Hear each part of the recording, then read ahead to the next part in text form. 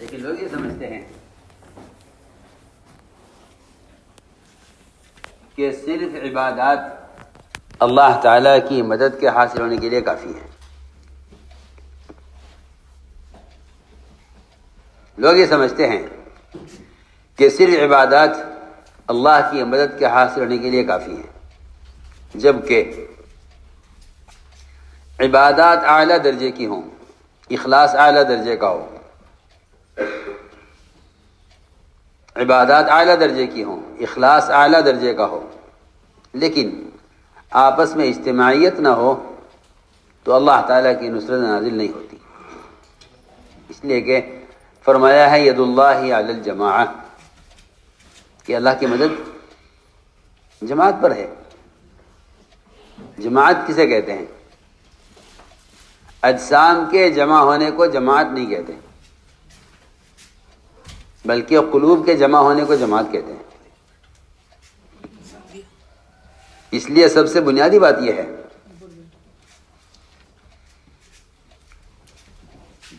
کہ وہ اسباب اختیار کرو جس سے اجتماعیت پیدا ہو. وہ اسباب اختیار کرو جس سے اجتماعیت پیدا ہو. فرماتے تھے مسلمان کے قول و فعل کی تعویل کیے بغیر آپس کا اجتماع ممکن نہیں ہے. مسلمان کے قول و فعل، اس کی جب تک تعویل نہیں کرو گے آپس کا اجتماع ممکن نہیں ہے. یہ بات سمجھنی چاہیے، میں عرض کروں گا. مسلمان ایک بات کہتا ہے مسلمان کے بارے میں، اگر تم نے اس کی بات کی ایسی تعویل کی جس سے آپس میں افتراق پیدا ہو تو افتراق ہوگا، اور اگر مسلمان نے ایک بات کہی افتراق کی اور تم اس کی تعویل اچھی کرو تو اجتماع ہوگا. مسلمان کے قول و فعل کی اچھی تعویل کیے بغیر آپس کا اجتماع ممکن نہیں ہے. میں اس کی مثالیں پیش کروں گا. سیرت میں ایسی مثالیں بے شمار ہیں، احادیث میں بھی اور صحابہ کے اقوال میں بھی، کہ مسلمان کے قول و فعل کی اچھی تعویل کرو. اگر مسلمان کے قول و فعل کی تعویل نہیں کرو گے تو آپس کی اجتماع نہیں ہوگا.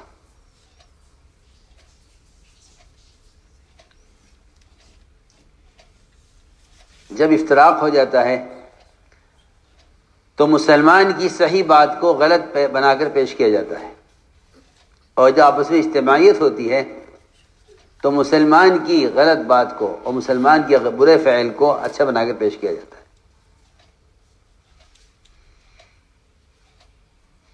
حضور اکرم صلی اللہ علیہ وسلم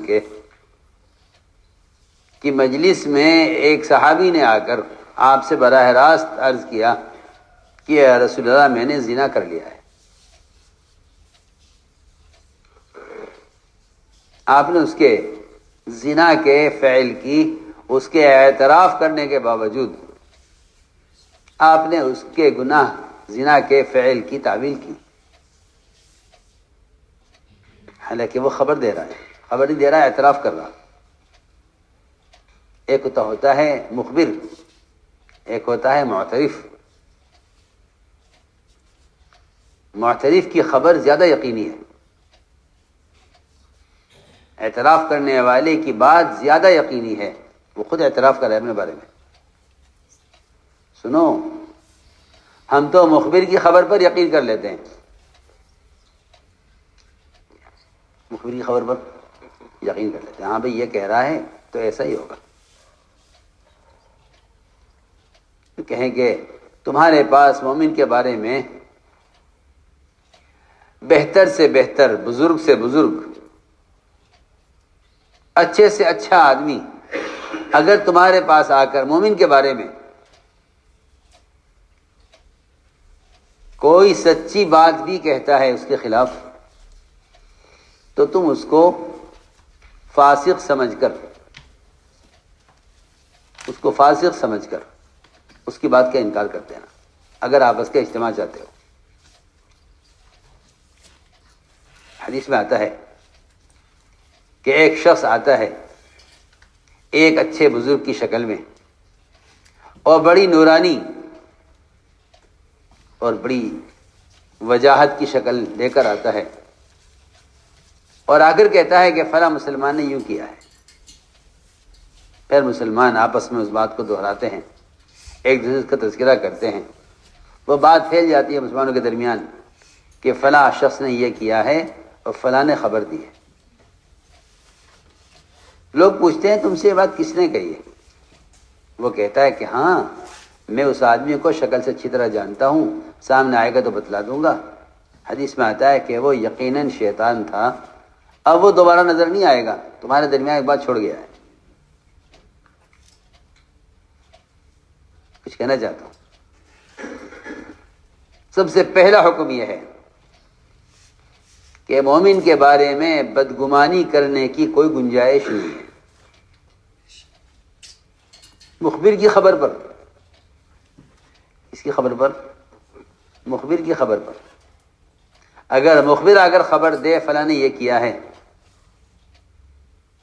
تو مومن کے لیے کوئی گنجائش نہیں ہے اس کی کہ وہ اس کی خبر کا یقین کرے یا اس پر کوئی قدم اٹھائے، ہرگز نہیں۔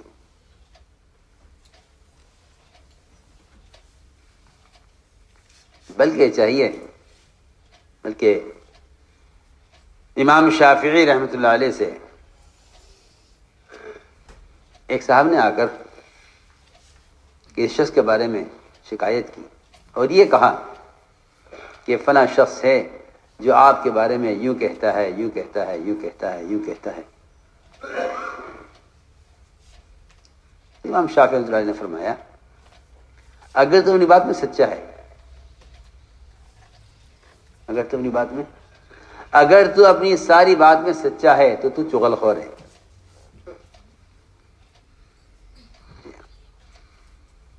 اور اگر تو اپنی بات میں جھوٹا ہے تو فاسق ہے۔ یعنی دونوں دروازے بند کر دیے کہ تم سچ بول رہے ہو تب بھی تمہاری بات نہیں سن سکتے ہم، اگر تم جھوٹ بول رہے ہو تبھی تمہاری بات نہیں سن سکتے۔ ایسا اچھا جواب دیا، فرمایا کہ اگر تم سچ بول رہے ہو ایک مومن کے بارے میں، حالانکہ وہ اس مومن کے بارے میں وہ بات کہہ رہا ہے جو خود امام شافعی کے متعلق ہے، فرمایا اگر تم سچ بول رہے ہو تو تم فاسق ہو، تو تم چغل خور ہو، اور اگر تم جھوٹ بول رہے ہو تو تم فاسق ہو۔ حضور اکرم صلی اللہ علیہ وسلم نے فرمایا اپنے صحابہ سے کہ تم میں سے کوئی شخص کسی کی کوئی بات میرے پاس ہرگز لے کر نہ آئے، اس لیے کہ میں چاہتا ہوں کہ میں تمہارے سامنے نکلوں تو میرا سینہ تم سب کی طرف سے صاف ہونا چاہیے، میرا سینہ سب کی طرف سے صاف ہونا چاہیے۔ لا يبلغني احد من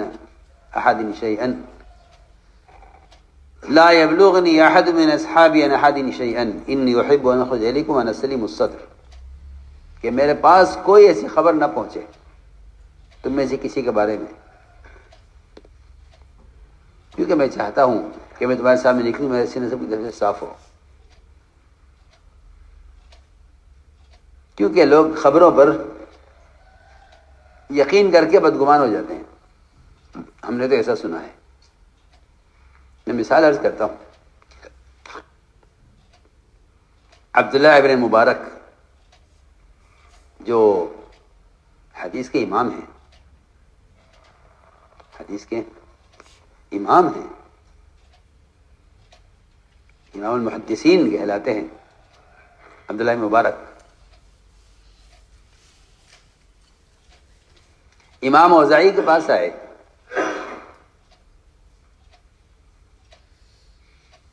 امام اوزاعی نے کہا کہ ابن مبارک میں تمہیں ایک نصیحت کرتا ہوں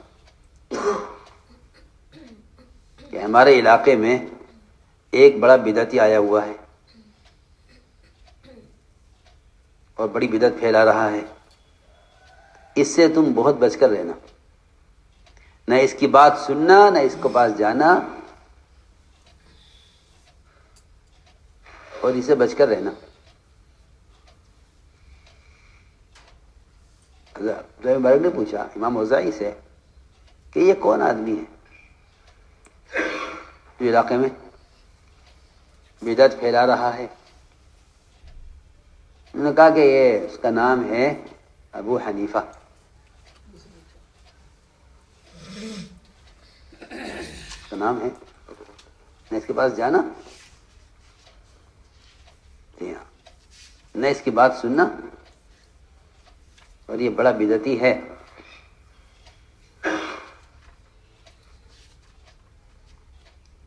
مبارک فرماتے ہیں کہ میں نے طے کر لیا کہ مجھے اس آدمی کو حقیقت بتلانی ہے۔ کہتے میں گیا اور میں نے 3 دن تک امام صاحب کے ایسے ایسے مسائل جمع کیے جو بہت ہی اہم مسائل تھے۔ 3 دن تک میں نے جمع کیے، ایک کاپی بنائی جس میں نے اہم سارے مسائل لکھے، اہم، اور جگہ جگہ کہیں کہیں نعمان یوں کہتا ہے، نعمان یوں کہتا ہے، نعمان یوں کہتا ہے، نعمان یوں کہتا ہے، اور میں اس کو کاپی کو ہاتھ میں لے کر امام اوزاعی کے مشین میں ٹہلنے لگا۔ ان کی نظر پڑی کاپی پر، پوچھنے لگے کہ خراسانی بھائی ہاتھ میں تمہاری کاپی کیسی ہے؟ کہنے کہ کچھ نہیں، تو کچھ فقہی مسائل ہیں میں نے اپنے لیے لکھے ہوئے ہیں۔ مجھے دکھلانا کہ میں نے کاپی ان کو دے دی۔ وہ صبح سے لے کے شام تک اس کاپی کو پڑھتے رہے، اور جب پوری ہو گئی تو مجھ سے یہ کہا کہ یہ کاپی جس شخص کی بھی ہے، جس نے بھی لکھوایا ہے مسائل، جس کے بھی یہ مسائل ہیں، اس شخص کا علم سب سے زیادہ گہرا علم ہے۔ میں تمہیں نصیحت کرتا ہوں کہ اس آدمی کی خدمت میں جا کر رہو اور اس سے علمی فائدہ اٹھاؤ۔ خوب تعریف کی۔ پھر پوچھا انہوں نے امام اوزاعی نے کہ یہ تو بتاؤ یہ آخر یہ آدمی ہے کون؟ یہ آدمی ہے کون جس کے مسائل اتنے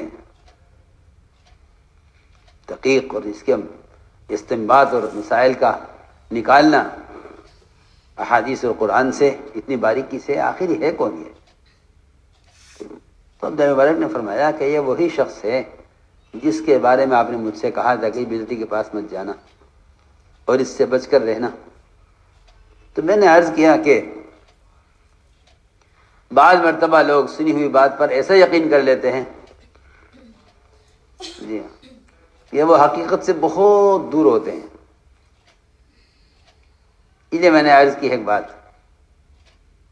کہ مسلمان کے بارے میں اگر کوئی آدمی خبر دے کہ ایسے شخص کی خبر کا کبھی یقین نہیں کرنا چاہیے۔ حضور اکرم صلی اللہ علیہ وسلم کے یہاں زنا کا اعتراف کرنے والا خود حاضر خدمت ہوا اور عرض کیا یہ ایسا میں نے زنا کر لیا ہے۔ حضور اکرم صلی اللہ علیہ وسلم نے اس کے زنا کے اعتراف پر اس کی زنا کی تعویل یہ کی کہ نہیں تم کیا جانو زنا کیا ہوتا ہے۔ میں نے کہا جی میں نے زنا کیا ہے۔ فرمایا تم نے عورت کو ہاتھ لگایا ہوگا، تم اس کو زنا کہہ رہے ہوں گے۔ میں نے کہا جی میں نے زنا کیا ہے کہ تم نے عورت کو بوسہ لیا ہوگا، اس کو تم زنا کہہ رہے ہوگے۔ جی میں نے زنا کیا ہے کہ تم نے عورت کو اشارہ کیا ہوگا آنکھ سے، اس کو تم زنا سمجھ رہے ہوگے کہ نہیں جی میں جانتا ہوں میں نے زنا کیا ہے، میں نے زنا کیا۔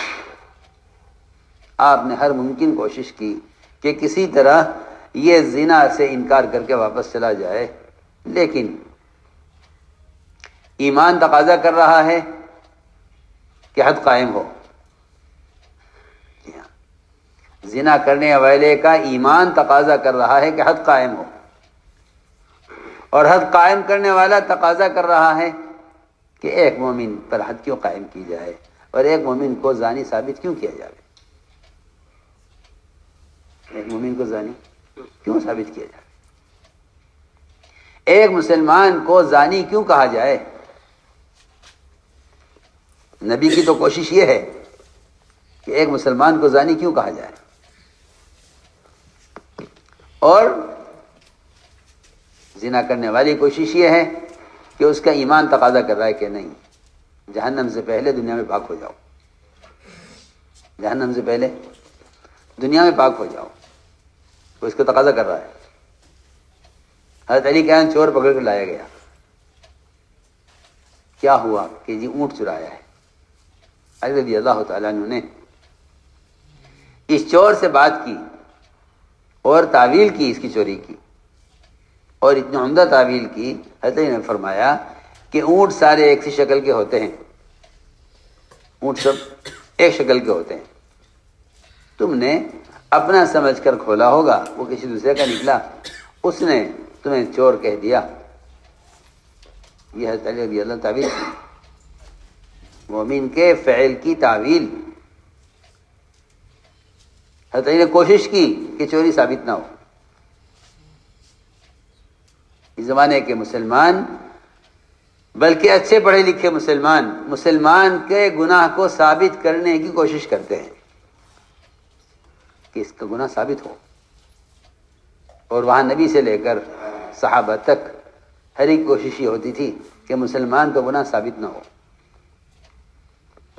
گناہ ثابت نہ ہو۔ اگر وہ اعتراف کر رہا ہے تب بھی اس بات کی کوشش کی جاتی تھی کہ نہیں، اس کا گناہ ثابت نہ ہو، یہ انکار کرتے۔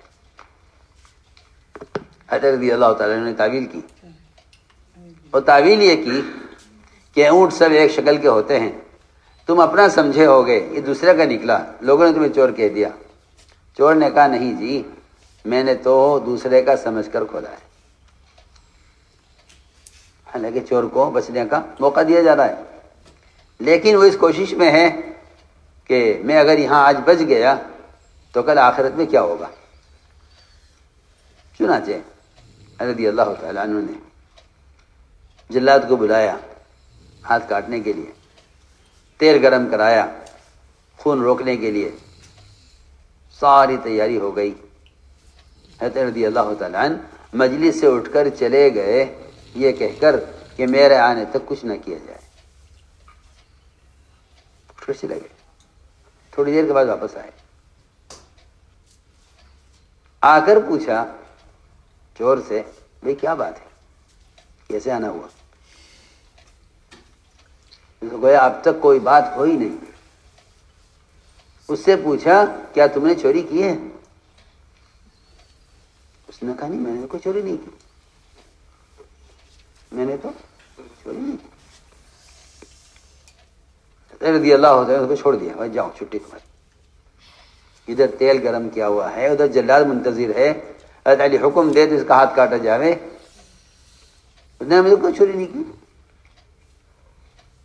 فرمایا جاؤ چھٹی تمہاری، تو چلا گیا۔ علی رضی اللہ تعالی سے لوگوں نے کہا مومنین، اس نے تو اعتراف کر لیا تھا۔ فرمایا ہاں، میں نے اس کے اعتراف پر اس کو پکڑا تھا، اس کے انکار پر اس کو چھوڑ دیا۔ مومن انکار کر رہا ہے نا، مومن انکار کر رہا۔ ایک مومن اگر اپنے گناہ کا انکار کر رہا ہے تو آپ کیوں مزید ہیں کہ نہیں آپ نے گناہ کیا ہے؟ اس کا مطلب یہ ہے کہ آپ مومن کی نجات اور اس کی عزت نہیں چاہتے۔ اگر مومن کی نجات عزت چاہے گا، مومن کے فعل کی تعویل کرے گا، اس کے اعتراف کو قبول کرے گا۔ اس نے اعتراف کیا کہ میں نے چوری، اس نے انکار کیا میں نے چوری نہیں کی، چھوڑ دیا اس کو۔ تو میں عرض کر رہا تھا کہ یہ ہے کہ جب تک مومن کی قول و فعل کی تعویل نہ کی جائے اس وقت تک آپس کا اجتماع ممکن نہیں ہے۔ یہ پہلی شرط ہے، یہ پہلی شرط ہے آپس کی اجتماعیت کے لیے کہ مومن کے قول و فعل کی تعویل کی جائے کہ نہیں، مومن ایسا نہیں کر سکتا۔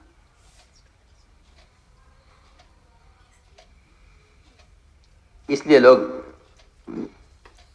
اڑتی اڑاتی خبروں پر یقین کر لیتے ہیں، اس لیے کہ شیطان سب سے پہلے مومن کے دل میں مومن کی طرف سے بدگمانی پیدا کرتا ہے۔ اس لیے حدیث میں حکم دیا ہے کہ مومن کے بارے میں ہمیشہ اچھا گمان کرو، مومن کے بارے میں ہمیشہ اچھا گمان کرو، کیسا بھی ہو، کہ مومن کے بارے میں ہمیشہ اچھا گمان کرو، مومن کے بارے میں ہمیشہ اچھا گمان کرو۔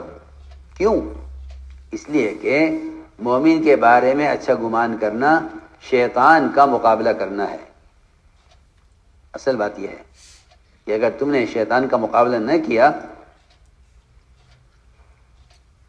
اگر تم شیطان کا مقابلہ نہ کیا تو شیطان تمہارے درمیان عداوتیں، تمہارے درمیان نفرتیں پیدا کرے گا، تمہارے دلوں میں بدگمانی پیدا کر کے۔ اس لیے فرمایا کہ جب تمہارے دل میں یا تمہارے کان میں شیطان کوئی ایسی بات ڈالے کسی مومن کے بارے میں، تو تمہیں چاہیے کہ اس کے بارے میں اچھا گمان کرو کہ مومن ایسا نہیں کر سکتا۔ ایک روایت میں ہے کہ حضور اکرم صلی اللہ علیہ وسلم نے ایک صحابی کو بھیجا بنو مستلق سے زکوٰۃ وصول کرنے کے لیے۔ عجیب قصہ ہے،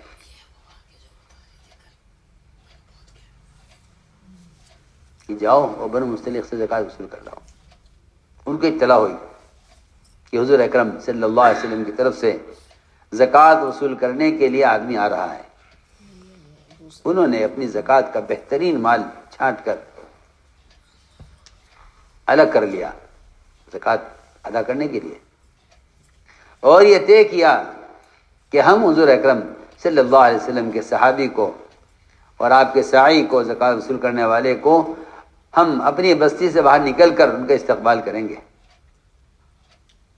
کیونکہ جب امت میں اطاعت اور امت میں فرائض کی ادائیگی کی کا مزاج بنے گا اور اس کا ماحول بنے گا تو منافقین سے یہ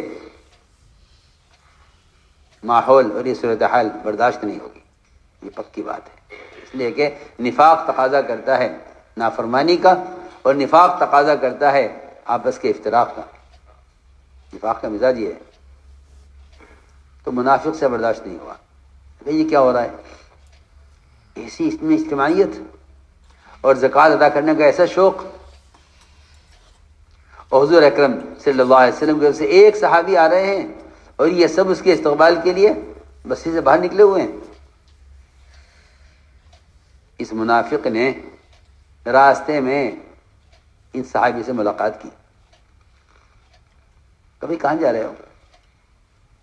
کہ میں حضور اکرم صلی اللہ علیہ وسلم کی طرف سے بھیجا گیا ہوں اور بنو مستلق سے زکوٰۃ وصول کرنے کے لیے جا رہا ہوں۔ اس منافق نے یہ کہا صحابی سے، تمہیں حالات کی خبر ہے؟ کیا حالات ہیں؟ اسے اللہ معاف فرمائے، اس زمانے میں کیا عرض کروں، بڑے سے بڑے لوگ، علم، عقل، فہم رکھنے والے، کانوں کے اتنے کچے ہوتے ہیں کہ جس بات کو سن لیتے ہیں اس پر فیصلہ کر لیتے ہیں۔ حالانکہ حدیث میں آتا ہے کہ ایک آدمی کے جھوٹا ہونے کے اتنا کافی ہے کہ وہ سنی ہوئی بات کو آگے بڑھا دے۔ کفا بالمرء کذبا ان یحدث بکل ما سمع، کہ ایک آدمی کے جھوٹا ہونے کے اتنا کافی ہے کہ وہ سنی بات کو آگے بڑھا دے۔ چنانچہ یہ صحابی اکیلے منافق نے یہ کہا کہ تم کہاں جا رہے ہو؟ تمہیں معلوم ہے کیا حالات ہیں؟ بنو مستلق کا پورا قبیلہ زکوٰۃ دینے سے انکار کر رہا ہے، میں آپ کو بتانے آیا ہوں. یہ ہوتا ہے شیطان کا کام کہ وہ ایمان والوں پر مسلط ہو کر ان کے دل میں ایمان والوں کی طرف سے ایسی بدگمانیاں پیدا کرتا ہے کہ آدمی خود فیصلہ کر لیتا ہے کہ ہاں بھائی ٹھیک کہہ رہے ہو، ایسا ہی ہوگا. وہ سنو کیا عجیب قصہ ہے. حضور نے منافق نے یہ کہا کہ پورا قبیلہ زکوٰۃ دینے سے انکار کر رہا ہے، حالانکہ پورا قبیلہ عمدہ زکوٰۃ کا مال چھانٹ کر ادا کرنے کے لیے صحابی کے آنے کا منتظر ہے، اور پورا قبیلہ ان کے استقبال میں بستی سے باہر نکلا ہوا ہے.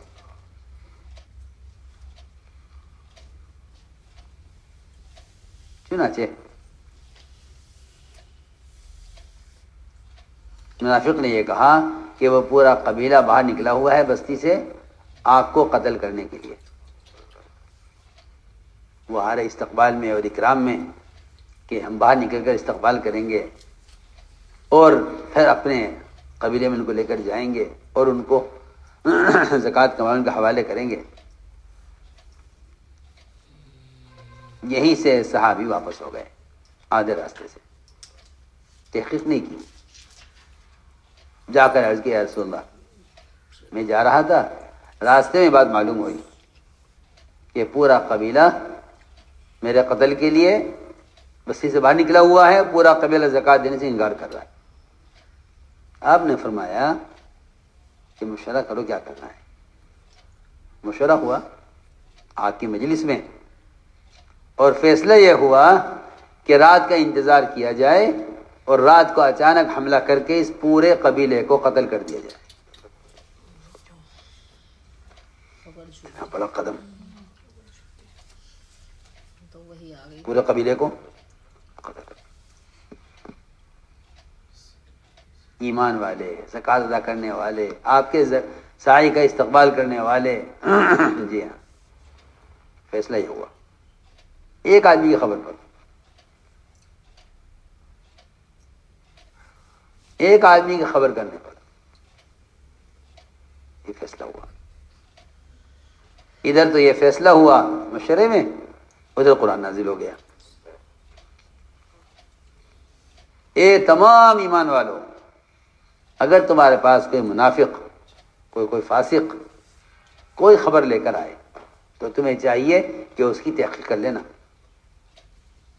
اس کی تحقیق کر لینا. فتبینوا، تحقیق کر لینا. ایسا نہ ہو کہ تم کسی خبر پر کوئی قدم اٹھا لو اور پھر تمہارے لیے سوائے ندامت اور شرمندگی اور حسرت کے کچھ نہ ہو. کوئی آیت نازل ہوئی، آپ نے فوراً روک دیا اپنے دستے کو حملہ کرنے سے اور تحقیق کی. بتاؤ، تحقیق کرو کیا کیا کیا حقیقت ہے. بھائی ہم تو زکوٰۃ دینے کو تیار ہیں اور ہم تو آپ کے آدمی کا انتظار کر رہے تھے، آپ نے آدمی کیوں نہیں بھیجا. اور ان لوگ اس زکوٰۃ کو وصول کرنے والے کے نہ آنے پر اتنے پریشان ہو گئے اور کہنے لگے آپس میں کہ شاید ہمارے مال کی، ہماری کمائی میں کوئی شک ہے یا ہماری کمائی حلال نہیں ہے کہ حضور اکرم صلی اللہ علیہ وسلم نے ہمارا زکوٰۃ کا مال وصول کرنے سے انکار کر دیا. آپ نے وعدہ کیا تھا آدمی بھیجیں گے اور آدمی نہیں آیا. اس کا مطلب یہ ہے کہ ہمیں مال کمانے میں ہم سے اللہ کا حکم ٹوٹا ہے کہ ہماری زکوٰۃ اللہ کے یہاں قبول نہیں ہو رہی ہے. خود حاضر خدمت ہو، ساری زکوٰۃ دے کے خود آ گئے. اے رسول اللہ سچی بتائیے کہ ہم سے کیا غلطی ہوئی، ہم سے کیا گناہ ہوا کہ آپ نے ہمارا زکوٰۃ کا مال وصول کرنے سے انکار کر دیا. آپ کے آدمی وقت پر آیا نہیں. آپ نے فرمایا کہ نہیں، بات یہ ہوئی تھی کہ کسی منافق نے درمیان میں ایک شوشہ چھوڑ دیا. اللہ اکبر. میں تو سمجھتا ہوں کہ اگر واقعی کسی میں کوئی ذرہ برابر عقل ہے اور کسی میں ذرہ برابر خیر کی کوئی کسی سے امید ہے تو ایسے واقعات ایسے لوگوں کے کی سمجھ کے لیے بہت کافی ہے. یہ میں نے آپ سے عرض کیا. اے ایمان والو، مومن کے بارے میں بدگمانی سے بچو.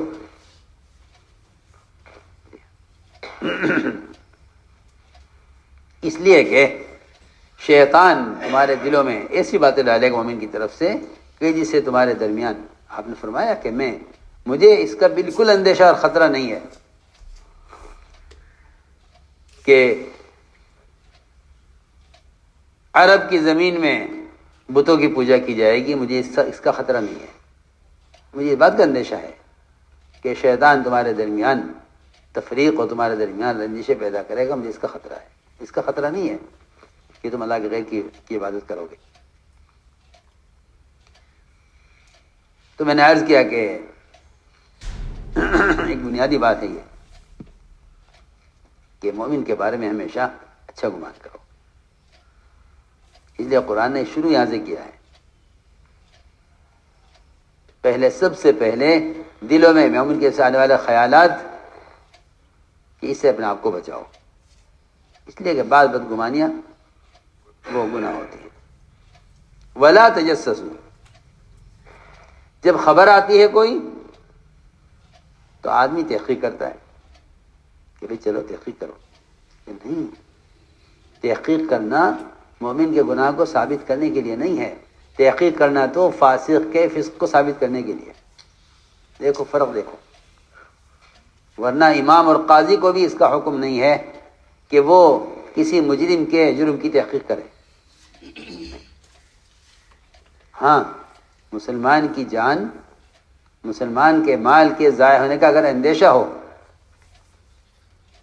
کہ اگر تحقیق نہ کی گئی تو مسلمان کی جان یا مال ضائع ہو جائے گا، تو تحقیق کرنے کا حکم ہے، ورنہ قاضی کے لیے بھی جائز نہیں اور امام کے لیے بھی جائز نہیں کہ وہ کسی مسلمان کے گناہ کی تحقیق کرے۔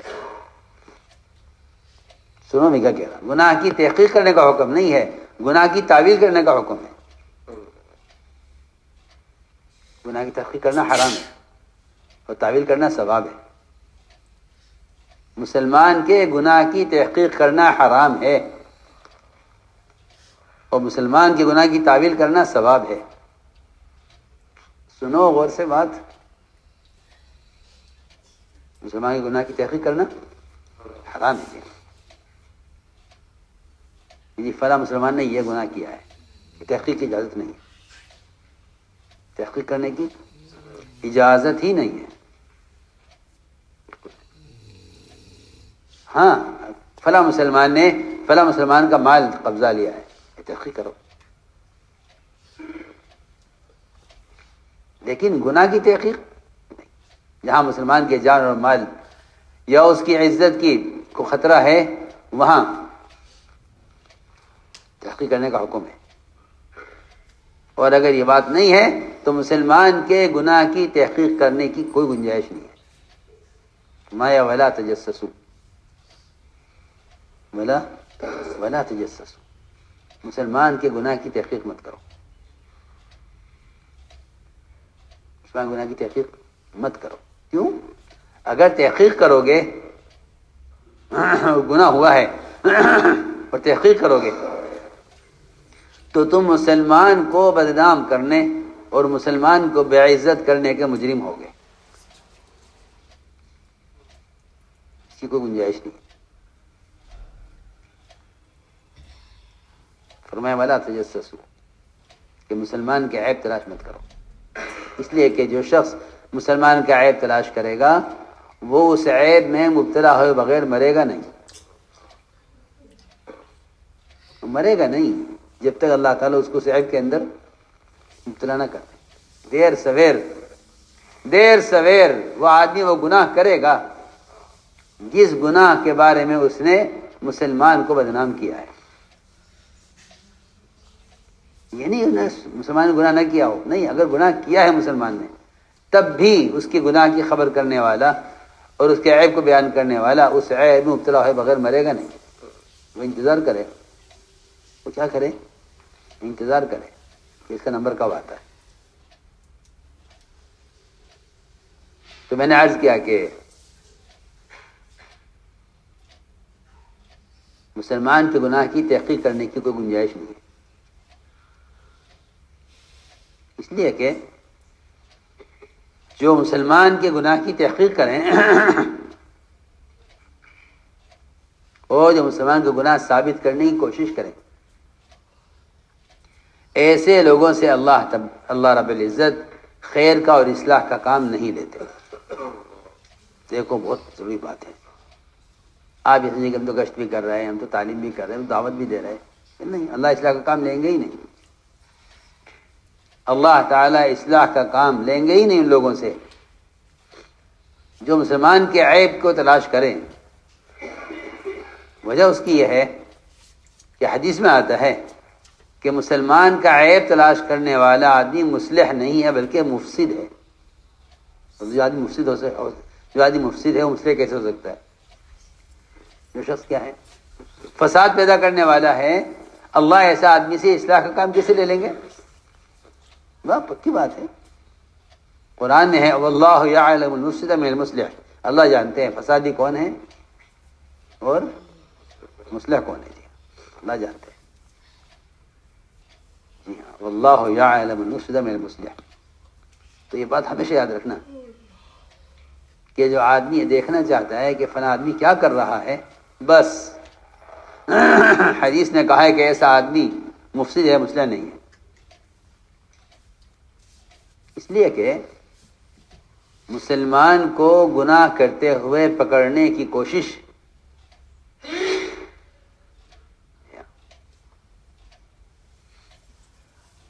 کہ مسلمان گناہ کرتے ہوئے پکڑا جائے، کیونکہ یہ فسادی مزاج جن کا ہوتا ہے نا، وہ اس کوشش میں ہوتے ہیں کہ مسلمان کو تو ہمیشہ اچھے حال میں دیکھا جائے، اور اگر مسلمان برے حال میں نظر آیا ہے، کیونکہ اگر مسلمان گناہ کرتے ہوئے نظر آیا ہے تو اس کے گناہ کو اس طرح چھپانا چاہیے جس طرح سونے والے آدمی کا صدر کھل جائے تو اس کے صدر کو اس طرح ڈھانک دینا چاہیے کہ اس کو خود پتہ نہ چلے۔ یہ آسان بات ہے کہ گناہ کرنے والے کے گناہ کو چھپانا اس طرح ہے جس طرح سونے والے آدمی کے صدر کو چھپا دینا۔ ایک آدمی سو رہا ہے، ایک صدر کھل گیا، آپ کیا کریں گے؟ بلا کے دکھائیں گے لوگوں کو کہ دیکھو یہ سو رہا ہے، صدر کھلا ہوا ہے۔ اس کی بھی اجازت نہیں ہے کہ آپ سونے والے کو جگائیں کہ بھائی صاحب اٹھ جائیے، آپ کی لنگی جی ہاں کھلی ہوئی ہے، نہیں، آپ اس طرح اس کے صدر کو ڈھانکیے کہ سونے والے کو پتہ نہ چلے کہ آپ نے دیکھ لیا ہے۔ عبد الرحمن بن عوف رضی اللہ تعالیٰ عنہ نے حضرت عمر کو یہ مشورہ دیا تھا، جو میں کہہ رہا ہوں یہی مشورہ دیا تھا عبد الرحمن بن عوف رضی اللہ تعالیٰ عنہ، عمر رضی اللہ تعالیٰ عنہ، حضرت عمر رضی اللہ تعالیٰ عنہ انہوں نے رات کو گشت کرتے ہوئے ایک گھر کی طرف دیکھا، دروازہ کھلا ہوا تھا، دروازہ کھلا ہوا تھا اور اس کی بیوی اس کو پیالے میں کچھ ڈال کر پلا رہی تھی۔ تو میں نے دیکھ کر کہا کہ دیکھ عبد الرحمن، یہ پیالے میں کیا پی رہا ہے، یہ پیالے میں کیا پی رہا ہے؟ تو عبد الرحمن عوف نے کہا مومنین، میرا تو خیال یہ ہے کہ آپ سے وہ کام ہو گیا ہے جس سے اللہ نے روکا ہے۔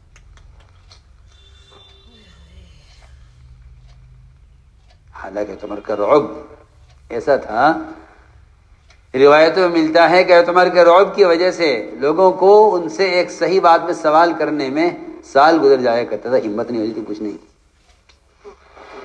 نہ رعب، ایک سال عمر کے رعب کی وجہ سے ہمت نہیں ہوتی تھی پوچھنے کی۔ جی ہاں،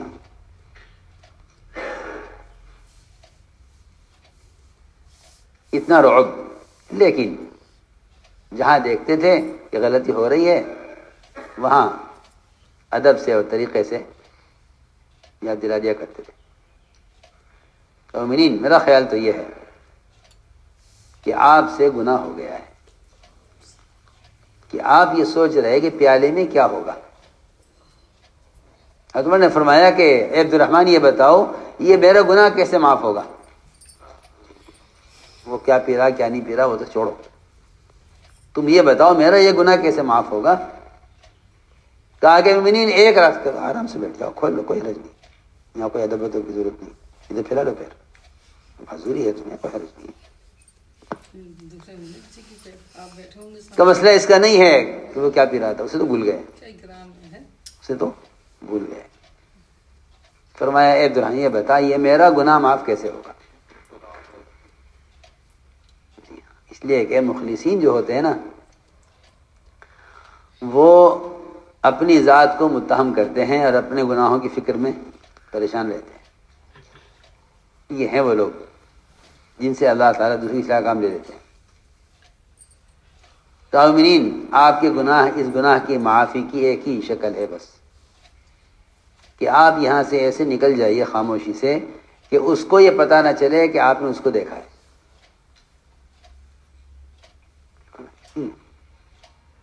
یہ حدیث میں آتا ہے کہ جس امیر اور ذمہ دار کے ساتھ اللہ خیر کا ارادہ کرتے ہیں اس کو ایسا عملہ دیتے ہیں کہ اگر وہ بھول جائے تو اس کو یاد دلا دیں، اور اگر اسے خود سے یاد آ جائے تو عملہ اس کا تعاون کرے۔ یہ فرمایا۔ عمر رضی اللہ خاموشی سے نکل گئے۔ ایک موقع پر عمر رضی اللہ تعالی عنہ رات کو پہرا دے رہے تھے، چلتے چلتے چلتے چلتے ایک مکان کے پاس سے گزرے، اندر سے گانے کی اور ناچنے کی آواز آ رہی تھی۔ عمر رضی اللہ تعالیٰ نے کہا کہ دیکھو اس گھر کے اندر گانا بھی چل رہا ہے۔ عمر رضی اللہ عنہ سے خیال ہوا کہ اگر میں نے دروازہ کھٹکھٹایا تو یہ گانا بند ہو جائے گا اور گناہ کے سامنے آئے گا نہیں، لہذا دیوار پھلان کر جانا چاہیے۔ عمر رضی اللہ تعالیٰ عنہ نے چھوٹی چھوٹی دیواریں ہوتی تھی گھر کی، دیوار پھلان کے اندر داخل ہوئے، جا کے بڑے میاں اندر گھر میں ناچنے والی ناچ رہی تھی، گا رہی تھی، اور وہ شراب پی رہے تھے اور اتنے مست اور مشغول تھے وہ گناہ میں کہ ان کو حضرت عمر کے آ کر کھڑے ہونے تک بھی اندازہ نہیں ہوا کہ کیا ہو رہا ہے۔ حضرت عمر قریب کے آگے کھڑے ہو گئے۔ حضرت عمر نے جب دیکھا یہ منظر، حضرت عمر نے کہا میں نے اس سے برا منظر نہیں دیکھا کہ ایک بوڑھا آدمی موت کا منتظر ہے اور یہ گناہ کر رہا ہے۔ بڑے میاں نے آنکھ کھولی تو دیکھا تو عمر تو کھڑے ہوئے تھے قریب۔ بڑے میاں نے کہا کہ عمر جلدی مت کرو، مجھے سزا دینے میں جلدی مت کرو، اگر میں اللہ کا اے حکم توڑ رہا ہوں کہ شراب پی رہا ہوں تو آپ نے اللہ کے 3 حکم توڑے۔ اللہ نے فرمایا لا تجسسوا، کہیں گھس کر کسی مسلمان کے عیب تلاش مت کرو، آپ نے میرا عیب تلاش کیا ہے۔ اللہ نے فرمایا کہ دروازے سے آؤ، آپ دیوار پھلان کر آئے۔ اللہ نے فرمایا ہے کہ اجازت لے کر گھر میں داخل ہو، آپ بغیر اجازت کے گھر میں داخل ہوئے۔ میں نے اگر اللہ تعالیٰ کی ایک نافرمانی کی ہے تو آپ نے اللہ کی 3 نافرمانیاں کی ہیں۔ یہ بڑی میاں نے جواب دیا۔ عمر رضی اللہ، روایت میں ہے عمر رضی اللہ تعالیٰ عنہ خاموشی سے باہر آ گئے اور اتنا روئے اتنا روئے اتنا روئے کہ عمر کی ہچکیاں لگ گئیں۔ عبداللہ بن مسعود باہر کھڑے ہوئے تھے۔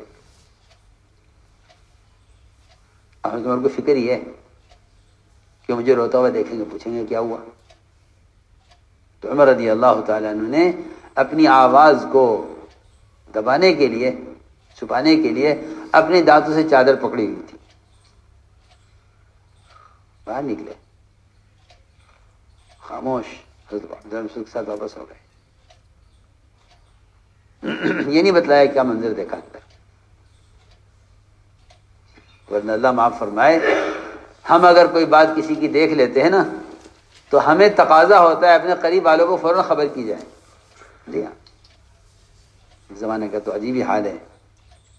مسلمان کے عیوب کو ایسے تلاش کرتا ہے جس طرح ایک آدمی روزی تلاش کرتا ہے، اور اسے غیبت کے ذریعے کھانے کی اتنی جلدی ہوتی ہے جتنا بھوکا آدمی رزق تلاش کرنے کے بعد اسے اس کے کھانے کا تقاضا ہوتا ہے۔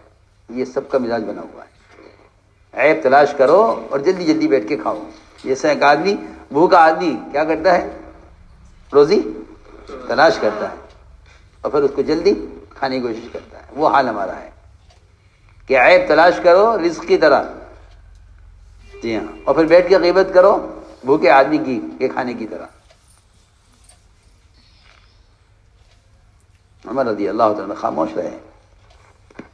عبداللہ مسعود جو عمر رضی اللہ کے ساتھ آپ کے مشیر خاص تھے، وہ ساتھ رہتے تھے مستقل، ان کو نہیں بتلایا کیا ہوا اندر، اس لیے کہ جو آدمی عیب کو دیکھ کر چھپا لے گا، مومن کے عیب کو دیکھ کر چھپا لے گا، اللہ ایسے لوگوں سے اصلاح کا کام لیں گے، اور جو مسلمان کے عیب کو کسی کے سامنے بیان کرے گا، اللہ ایسے لوگوں سے اصلاح کا کام نہیں لیں گے۔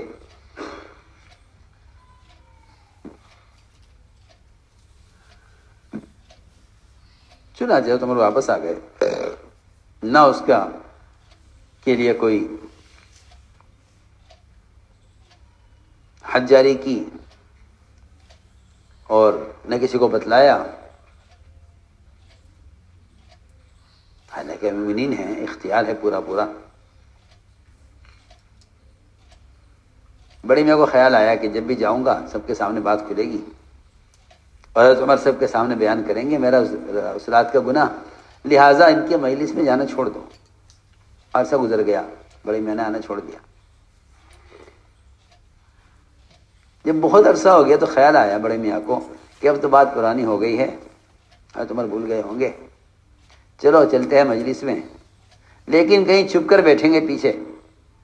روایت میں ہے کہ وہ آئے اور آخر میں مجلس کے آخر میں چھپ کر بیٹھ گئے، حضرت عمر نے دیکھ لیا، فرمایا بڑی میاں کو میرے پاس لاؤ۔ وہ کہنے لگے آج تو اس پوری مجلس میں حضرت عمر اس رات کی بات سب کے سامنے کھولیں گے اور سزا دیں گے، میرے پاس لاؤ بڑے میاں کو۔ کہا گیا چلو جی آپ کو بلایا ہے مومنین نے۔ بڑے میاں بڑی مشکل سے اٹھے، اٹھ کے حضرت عمر کے پاس آئے، حضرت عمر نے فرمایا بڑے میاں قریب آ جاؤ، قریب آ جاؤ، بہت قریب کیا۔ روایت میں ہے بڑے میاں کے کان کو لقمہ بنا لیا حضرت عمر نے، اور کان میں یہ کہا بڑے میاں سے میں نے اس رات کی بات کسی سے نہیں کہی، اس رات کی بات میں نے کسی سے نہیں کہی۔ میرے ساتھ بن مسعود تھے، ان کو بھی نہیں میں نے بتلایا کہ میں نے اندر گھر میں کیا دیکھا ہے۔ بڑی میاں نے کہا عمر کان قریب کرو۔ اس بڑی میاں نے کہا عمر کان میں کہ میں نے اس رات سے آج تک شراب نہیں پی، اسی دن توبہ کر لی تھی جس دن آپ دیکھ کر گئے تھے، میں نے اس کے بعد سے کبھی شراب نہیں پی۔ اس نے یہ کہا تو عمر نے اللہ اکبر کہا زور سے۔ لوگوں کو آج تک معلوم نہ ہو سکا کہ عمر نے تکبیر کس بات پر کہی ہے، روایت میں ہے، لوگوں کو پتہ ہی نہیں چلا کیوں، کیا میں نے اتنی زور سے اللہ اکبر کس بات پر کہا ہے۔ تو میں نے عرض کیا کہ عیب کا چھپانا اصلاح کرتا ہے، عیب کا پھیلانا تو فساد کا راستہ ہے۔ جی ہاں، عیب کو پھیلانا تو فساد کا راستہ ہے۔ حدیث میں ہے انک ان اتبعت عورات المسلمین افسدتهم، کہ اگر تم مسلمانوں کی عیب جوئی کرے گا تو تم نے فساد پیدا کرے گا۔ اس لیے میرے دوستو عزیزو، ایک بات یہ ہے کہ کسی کی عیب جوئی مت کرو، اس لیے کہ پہلے بدگمانی، پھر تجسس، پھر غیبت، یہ قرآن کی ترتیب ہے۔ اجتنبوا کثیرا من الظن ان بعض الظن اثم ولا تجسسوا ولا یغتب بعضکم بعضا۔ یہ تین مرحلے ہوتے ہیں، پہلے بدگمانی شیطان کی طرف سے، پھر تحقیق، پھر غیبت، تحقیق پھر غیبت۔ اور غیبت، یہ غیبت تو زنا سے بڑا گناہ ہے، حالانکہ زنا پر حد ہے مگر پھر بھی غیبت زنا سے بڑا گناہ ہے۔ غیبت زنا سے بڑا گناہ ہے، اشد من الزنا۔ روایت میں ہے اشد من الزنا، کہ غیبت زنا سے بڑا گناہ ہے۔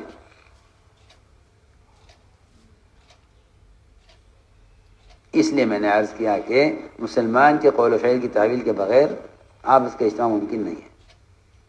اس لیے فرمایا کہ مسلمان کی خوبیاں بیان کرو، خرابیاں نہیں۔ مسلمان کی خوبیاں ہی بیان کرو، بس خرابیاں نہیں۔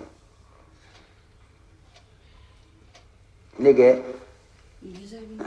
جن چیزوں کے تذکرے ہوں گے وہ چیزیں عام ہوں گی، تمہیں فرمایا کرتے تھے کہ اگر تم غلط کو ختم کرنا چاہتے ہو اور باطل کو مارنا چاہتے ہو تو اس کا ذکر چھوڑ دو. فرمایا کہ خوبیاں تلاش کرو اور خوبیاں بیان کرو. خوبیاں تلاش کرو، خوبیاں بیان کرو. دیکھو میرے دوستو عزیزو، یہ دعوت کا میدان یہ تو ایک پھولوں کا اور درختوں کا چمن ہے. اس میں داخل ہونے والی دو قسم کے لوگ ہیں. اس چمن میں داخل ہونے والی دو ہیں جو چمن میں داخل ہوتے ہیں. ایک چمن میں داخل ہونا خنزیر بن کر. کیا بن کر؟ خنزیر بن کر. سیدھی بات ہے. وہ تلاش کرے گا گندگی کہاں ہے، پخانہ کہاں ہے، نجاست کہاں ہے. ہاں اس کو مطلب نہیں اس سے کون سا پھول، کون سا پھل اور کس درخت سے مجھے کیا لینا ہے، اس سے کوئی مطلب نہیں ہے. اس سے خنزیر ہے. وہ اگر داخل ہوگا چمن میں تو گندگی تلاش کرے گا. اور آپ کو معلوم ہے، آپ جانتے ہیں کہ کسی درخت کی جڑ ایسی نہیں ملے گی جس میں اس کے مالک نے کھاد نہ ڈالی ہوئی ہو. ہوتا ہے؟ بتاؤ. کھاد کے بغیر. اور کھاد کہ جتنی گندی سے گندی ہوگی اتنی اچھی ہوگی کھاد. درختوں کے لیے جس طرح کھاد کا ہونا لازم ہے اور ضروری ہے، اس طرح کوئی مسلمان عیب سے پاک نہیں ہے. کوئی مسلمان صرف اللہ کی ذات ہے جو عیب سے پاک ہے، یا انبیاء معصوم ہیں بس. جی ہاں، میں نے عرض کیا کہ جس طرح ایک درخت کی جڑ میں کھاد کا ہونا لازم ہے، اس طرح کوئی مسلمان عیب سے پاک نہیں ہے. لیکن میں سوال کرتا ہوں کہ اگر اسی چمن میں بجائے خنزیر بن کر داخل ہونے کے کوئی شہد کی مکھی بن کر داخل ہو، اس سے پوچھو شہد کی مکھی سے کہ بھائی تمہیں کوئی گندگی کہیں ملی؟ نہیں. وہاں تو چمپا اور چنبیلی اور گلاب اور پھلوں میں کیا کیا پھل جن سے میں اپنا رس چوس کر انسانوں کے نفع کے لیے شہد تیار کروں. یہ کہیں کہ جو خیر کا متلاشی ہوتا ہے نا، اللہ تعالی اس کو خیر کی باتیں الہام فرماتے ہیں. اگر ایک مکھی شہد بنانا چاہتی ہے انسانوں کے نفع اور شفا کے لیے تو اللہ تعالیٰ مکھی کو وحی کرتے ہیں. تو آپ بتاؤ، اگر انسان خیر کے ارادہ کرے تو اللہ تعالیٰ اسے خیر کی کتنی باتیں الہام کریں گے. انسان سوچو، اگر ایک مکھی جو جانور ہے اگر وہ انسان کے لیے خیر کا ارادہ کرتی ہے، شفا کے لیے کیا بنانا چاہتی ہے؟ شہد. جی ہاں، تو اس کے شہد بنانے کے ارادے پر اللہ تعالیٰ اس کو وحی کرتے ہیں. وَأَوْحَىٰ رَبُّكَ إِلَى النَّحْلِ. اللہ وحی کرتے ہیں، الہام کرتے ہیں اس کو کہ تجھے کہاں سے کیا چوسنا ہے، کہاں سے کیا لینا ہے. اور پھر یہ اپنے رب کی طرف تواضع کے ساتھ چلتی ہے اور جا کر پہاڑوں میں اور غاروں میں اور درختوں کی ٹہنیوں پر چھپا چھپا کر کہیں نہ کہیں شہد کا چھتا قائم کرتی ہے. اور ایک بات یہ بھی ہے اس میں یہ بھی ہے جو اچھی طرح سمجھنی چاہیے کہ اس راستے میں اور اس میدان میں امانت داری کے ساتھ کام کرو. کیسے؟ امانت داری کے ساتھ کام کرو، کیونکہ آپ جانتے ہیں کہ شہد کے چھتے کے نیچے بہت سی مکھیاں مری پڑی ہوتی ہیں. کیوں؟ اس لیے کہ اس شہد کے چھتے میں داخلے کا ایک راستہ ہوتا ہے جہاں ایک مکھی وہ تعینات ہوتی ہے اس پر کہ اگر کوئی مکھی غلط چیز چوس کر لائے گی تو اس کو اندر داخل نہیں ہونے دیا جائے گا، بلکہ اس کو قتل کر کے مار کے گرا دیا جائے گا کہ تم غلط چیز لائی ہو اور ہم یہاں انسانوں کی شفا کے لیے دوا تیار کر رہے ہیں اور تم غلط چیز لے کر آئی ہو. جو مکھی غلط چیز چوس کر آتی ہے اس کے لائی ہوئی چیز کی جانچ ہوتی ہے. اگر وہ چیز قابل قبول نہیں ہے تو پھر ایسی مکھی کو قتل کر دیا جاتا ہے. ہاں سوچو تو صحیح. ہم تو اناب شناب جو چاہیں بیان کر دیں، جو چاہیں دیکھ لیں، جو چاہیں بات کر لیں، جہاں سے جو چیز ملے اسے لے آویں، صحیح غلط کی کوئی تمیز نہ ہو کہ کیا کرنا ہے، کیا نہیں کرنا، کیا لینا، کیا نہیں لینا، کچھ پتہ نہیں. اور وہاں اگر مکھی غلط چیز چوز کر آئی ہے تو اس کو اس چھتے میں داخلہ ہی نہیں ملتا. کیوں بھائی؟ سنا آپ نے؟ اس میں اس کو داخلہ ہی نہیں ملتا. پہلے اسے مار کر ختم کر دیا جاتا ہے اس کو. تو میں نے عرض کیا کہ اس عمل میں داخل ہونے والوں کی دو قسمیں ہیں. جو عیب تلاش کرنے کے لیے داخل ہوتے ہیں ان کی مثال سور خنزیر کی طرح ہے. جی ہاں. اور جو خیر کے متلاشی ہوتے ہیں ان کی مثال شہد کی مکھی کی طرح ہے. وہ انسانوں کی بھلائی اور انسانوں کی صحت اور انسانوں کی شفا چاہتے ہیں. پھر اللہ تعالیٰ ان کو وحی کرتے ہیں ایسے لوگوں کو کہ تمہیں کہاں کہاں سے رس چوسنا ہے، کون کون سے درخت سے، کون کون سے پھل سے، کون کون سے پھولوں سے، وہ لا کر شہد تیار کرتے ہیں. اور اس میں اللہ نے فرما دیا ہے شفاء للناس. تو میں نے عرض کی ہے ایک بات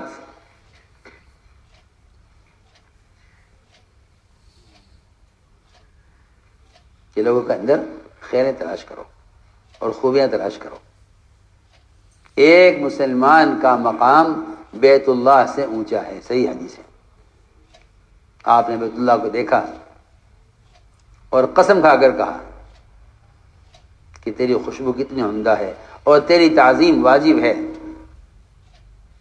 لیکن میں تجھ سے کہتا ہوں کہ ایک مسلمان کا مقام تجھ سے زیادہ ہے.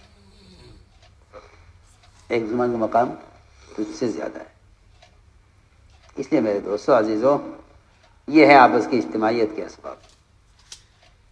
اس لیے فرمایا کہ لوگوں کی خوبیاں دیکھو، خرابیاں نہیں. ایک جنازہ لایا گیا نماز کے لیے. حضور اکرم صلی اللہ علیہ وسلم کو اطلاع کر دی کسی نے کہ جنازہ آیا ہے، چلو نماز پڑھاتا ہوں. آپ تشریف لائے، لیکن جنازہ وہ اتنے برے آدمی کا تھا جو اپنی برائی میں مشہور تھا. اتنا برا آدمی تھا کہ عمر رضی اللہ تعالیٰ عنہ کو یہ بات گوارا نہیں تھی کہ آپ اس کی نماز پڑھائیں. عمر نے عرض کیا رسول اللہ آپ اس کی نماز پر مت آئیے، یہ آدمی اچھا آدمی نہیں ہے. ہم میں سے کوئی اس کی نماز پڑھا کے دفن کر دے گا اس کو، آپ اس کی نماز نہ پڑھائیے. آ کر عمر رضی اللہ تعالیٰ نے آپ کو سامنے سے آ کر روک دیا. آپ صلی اللہ علیہ وسلم نے اعلان کیا صحابہ میں کہ بتاؤ بھائی تم میں سے کسی شخص نے اس مرنے والے کو کوئی عمل کرتے ہوئے دیکھا ہے؟ یاد ہے کہ عمر رضی اللہ تعالیٰ عنہ آپ کے مشیر خاص ہیں، آپ کے وزیروں میں ہیں. 2 وزیر ہیں آپ کے، ابو بکر عمر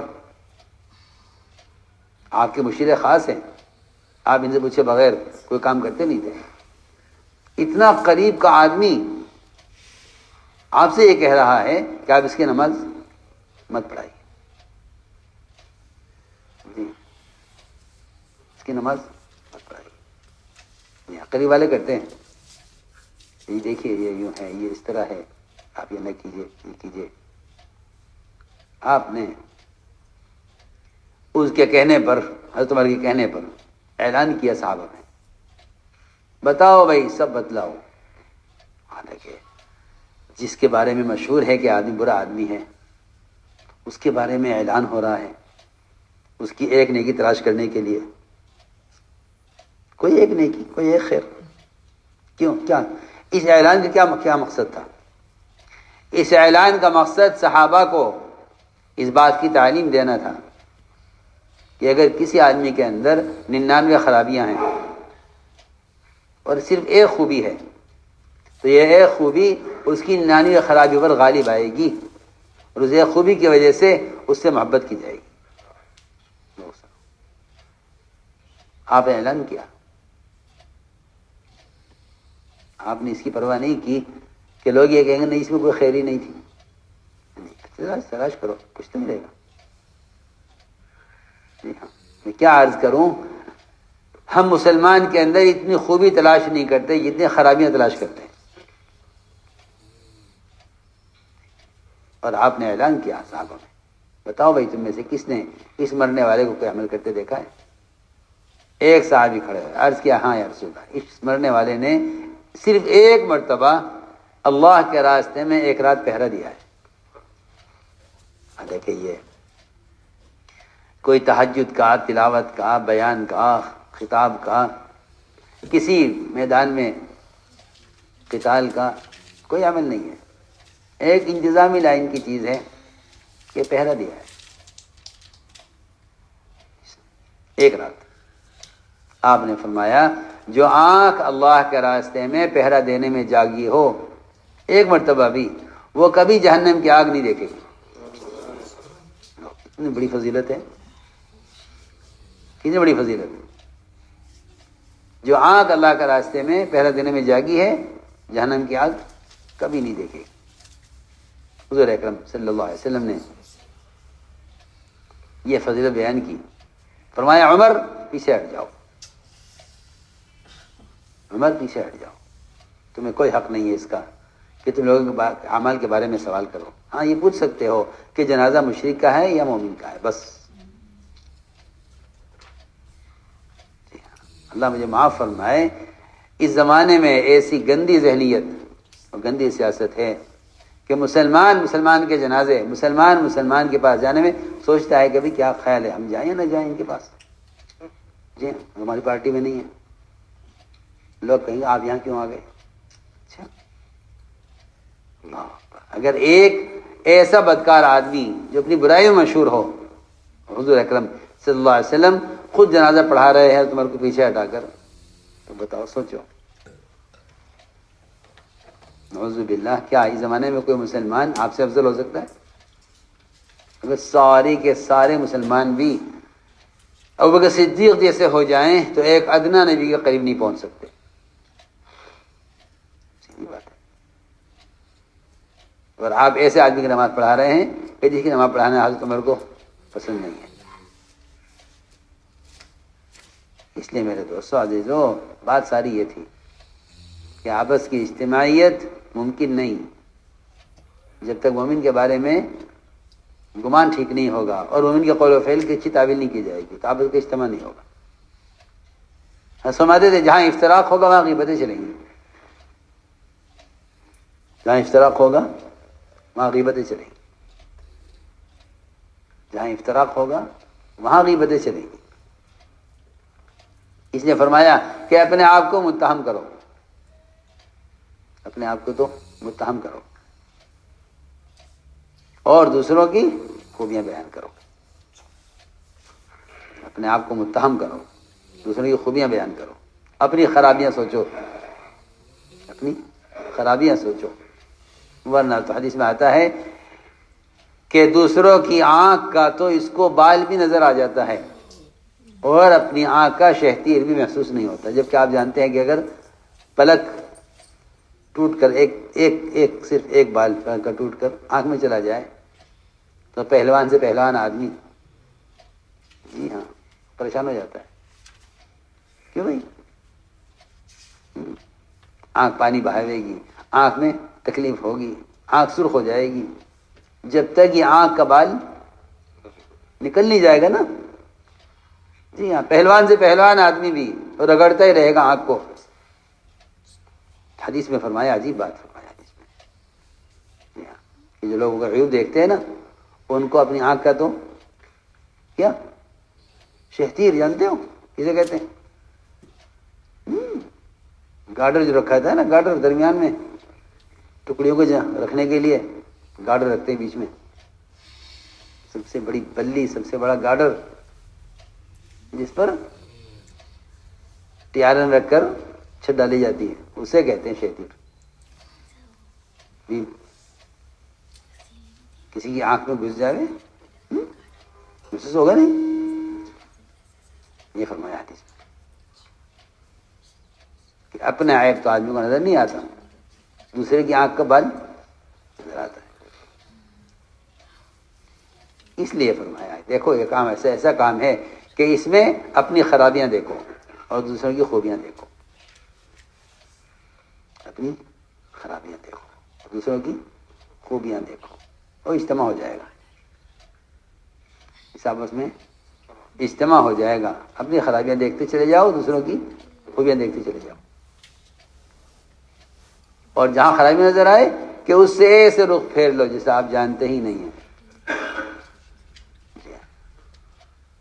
تو میں نے ساری باتیں عرض کی ہے کہ اللہ تعالیٰ کی مدد اور نصرت وہ آپس کی اجتماعیت کے بغیر ممکن نہیں ہے، اور آپس کا اجتماع مومن کی فعل اور قول کی تعویل کیے بغیر ممکن نہیں ہے. اجتماعی قول و فعل کی اچھی تعویل کرو. یہ اس کام کا مزاج ہے. ہر کام کا ایک مزاج ہوتا ہے. لوگ پوچھتے ہیں اس کام کا نہج کیا ہے؟ کیا نہج؟ ہمارے یہاں نہج تو بہت آسان ہے. آپ کی رائے یہ ہے، آپ کی رائے وہ ہے، آپ کی رائے یہ ہے، آپ کی رائے وہ ہے. یہ کوئی نہج نہیں ہے. یہ دیکھ لو کہ سنت کیا ہے بس. اس کام کا نہج سیرت ہے. اس کام کا نہج سیرت ہے. بہت آسان بات ہے. اس لیے کہ امام مالک فرماتے رحمۃ اللہ علیہ، خود ابو بکر صدیق رضی اللہ عنہ کا بیان ہے اس پر. وہ فرماتے ہیں کہ اس امت کے بعد والوں کی اصلاح ہوگی نہیں جب تک امت یہ نہیں وہ نہ کرے گی جو اس امت کے پہلوں نے کیا ہے. امت کے پہلوں نے کیا ہے اسی میں امت کی اصلاح ہے. جس امت کے پہلوں نے کیا ہے امت وہ نہیں کرے گی، امت کی اصلاح نہیں ہوگی. امت کی اصلاح ان طریقوں میں ہے جو طریقے پہلوں کے طریقے ہیں. اس لیے امام شعبی فرماتے ہیں کہ جو چیز تمہیں صحابہ سے ملے اس کو تو اختیار کر لینا فوراً، اور جو صحابہ کے بعد والوں سے ملے اس کو نفرت کے ساتھ چھوڑ دینا. فلاں یہ کہہ رہا، فلاں یہ کہہ رہا، فلاں یہ کہنے دو. اس لیے کہ علم صرف صحابہ کا علم ہے، بعد والوں کا علم نہیں ہے. بعد والوں کا علم، امام مالک فرماتے ہیں علم صرف وہ ہے جو صحابہ سے منقول ہے. جو صحابہ سے منقول نہیں ہے وہ علم نہیں ہے. وہ تو آپ کی رائے ہے، غلط بھی ہو سکتی ہے. علم صرف وہ ہے جو صحابہ سے منقول ہے.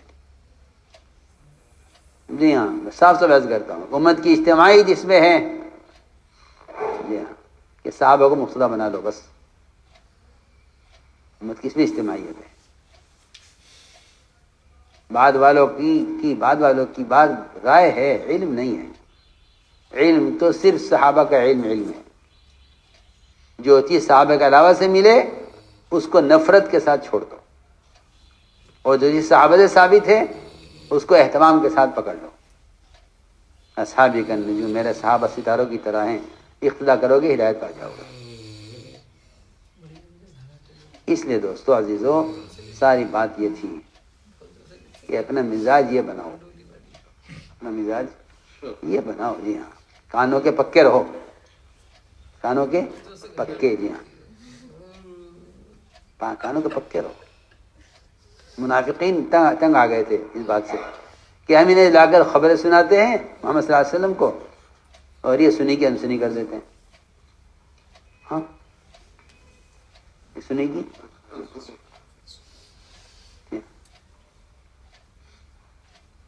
انسنی کر دیتے ہیں. سنتے ہی نہیں ہے، کیا سنتے ہی نہیں. بہت آسان بات ہے.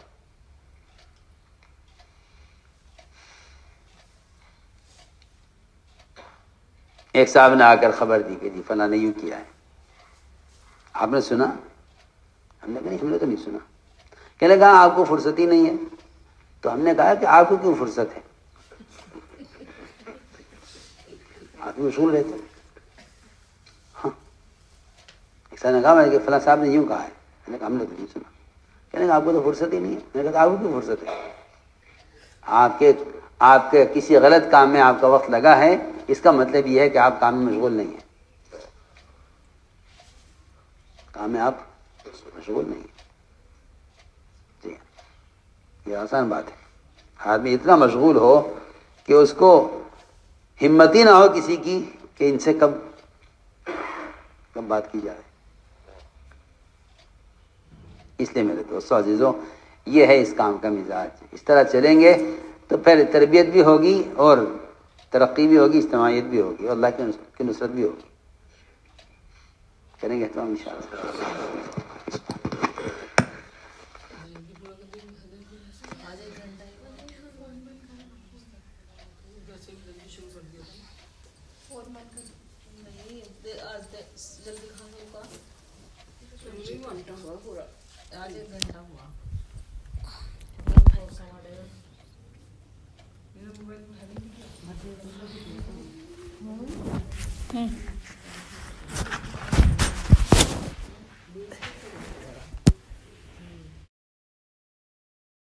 ویڈیو کے نیچے سبسکرائب کے بٹن پہ کلک کریں، بیل کے آئیکن پہ کلک کیجئے